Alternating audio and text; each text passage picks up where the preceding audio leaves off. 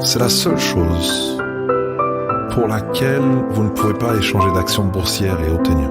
Vous ne pouvez pas utiliser une carte de crédit et l'obtenir. Vous pouvez avoir une American Express Black Card et vous ne pourrez pas l'acheter. Vous pouvez posséder des propriétés partout dans le monde et vous ne pouvez toujours pas y accéder. Pour avoir la paix. Pour avoir la paix. Que la richesse, c'est mieux que la célébrité, c'est mieux que la fortune, c'est mieux que d'être beau, c'est mieux que tout ce que vous vouliez être dans votre vie. Je connais de belles personnes qui se sont suicidées. Je connais des multimilliardaires qui ont sauté du haut d'un immeuble qu'ils possédaient. Je connais des gens qui possédaient toutes sortes d'actions boursières et pourtant ont bu littéralement jusqu'à la mort parce qu'ils ne pouvaient pas trouver la paix. Je pense à de grands artistes comme Michael Jackson et à tout cet argent et à toute cette richesse et tout ce qu'il avait. Il aurait tout échangé pour s'endormir la nuit. Pas étonnant que quand la tempête battait son plein et la foudre frappait, et Pierre, qui avait épuisé toute son expertise, essayant de gérer une tempête devenue soudainement impossible à gérer. Enfin, en désespoir de cause, je ne sais pas pourquoi il nous faut si longtemps pour se tourner vers Dieu. Finalement, après avoir essayé toutes les manœuvres du métier et ne pouvait toujours pas contrôler le bateau, il descend enfin à la proue, où Jésus dormait sur un oreiller. Cela aurait dû être une bonne indication pour lui, que rien dans la confusion n'avait dérangé Jésus. Probablement parce que Jésus savait qu'aucun éclair, ni le tonnerre, ni le vent, ni les vagues, ni l'eau pourraient nuire à son objectif. Imaginez-vous dormir pendant un ouragan. Et pourtant le Dieu qui était tellement endormi que l'ouragan ne pouvait pas le réveiller.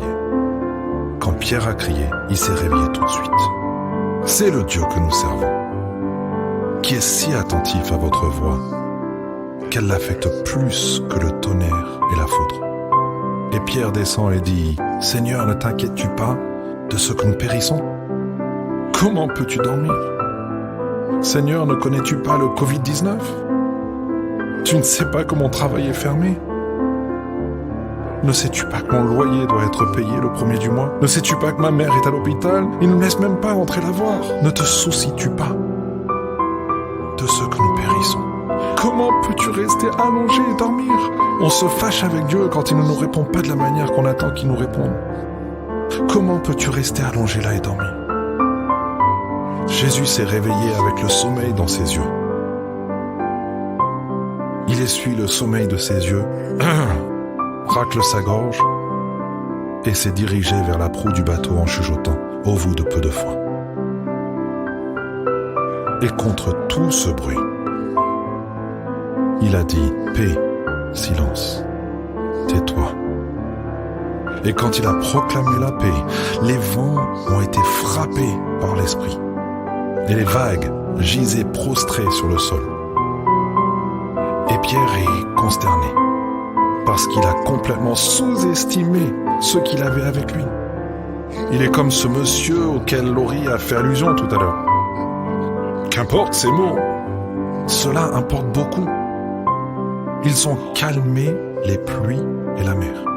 C'est la paix qui vient lorsqu'on a Jésus sur le bateau. Je ne dis pas que si vous avez Jésus sur le bateau, vous n'aurez pas de tempête. J'aimerais pouvoir dire ça. Je ne dis pas que si vous avez Jésus sur le bateau, vous ne perdrez pas votre mère. J'ai perdu la mienne. Je ne dis pas que vous ne perdrez pas votre père, j'ai perdu le mien. Je ne dis pas que vous ne traverserez rien qui fait mal, qui soit douloureux, qui attaque votre âme.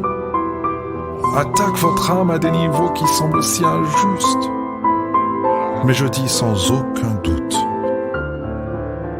que si Jésus est sur votre bateau, si vous avez fait cette prière avec moi il y a quelques minutes, vous venez de prendre un passager à bord qui vous accompagnera sur les vagues. Et quand il en aura assez, il peut y mettre un terme rapide et immédiat. La Bible dit qu'ils sont arrivés à destination, ne mentionnant même pas qu'ils étaient en retard. Parce que Dieu vous emmène exactement là où vous êtes censé être. Quand vous êtes censé y être, Et aucun des chiens de l'enfer, ni ses démons, ni les sorcières en guerre ou les sorciers qui lancent des sorts, faisant toutes sortes de choses qu'ils veulent, pas même le Covid-19, peut arrêter votre vaisseau du destin de débarquer exactement là où il est censé atterrir, juste à temps. Si vous n'obtenez rien d'autre de cette émission, si vous n'avez pas été attentif à quoi que ce soit, si je dis des choses que vous ne comprenez pas du tout, si vous pouvez juste saisir la paix, alors que quel repos céleste résonne avec vous. Et si ça va bien avec votre âme, vous verrez des changements dans votre vie. Je souhaite par-dessus tout que vous prospériez dans votre foi, que Dieu restaure votre âme, et que si ça va bien avec votre âme, ça ira bien avec votre corps, ça ira bien dans tous les domaines, ça ira bien et ce bien-être commence ici et impacte tous les domaines de votre vie, même vos enfants, même celui qui ne vous parle plus. Si vous arrêtez de vous battre et d'essayer de prouver que vous avez raison et marchez simplement en paix, la paix qui est en vous se manifestera à l'extérieur de vous. C'est ce que je veux que vous compreniez. C'est ce que je veux que vous ayez. Je te laisse avec quelque chose que l'argent ne peut pas acheter, que la beauté ne peut pas acheter, que le statut de célébrité ne peut pas acheter. Vous avez quelque chose. Vous êtes absolument riche. Je veux dire incroyablement riche. Parce que vous avez la paix de Dieu qui surpasse toute compréhension. Que la paix soit avec vous et reste avec vous et vous berce pour dormir ce soir et vous réveille comme votre maman l'a fait avec un baiser sur votre joue.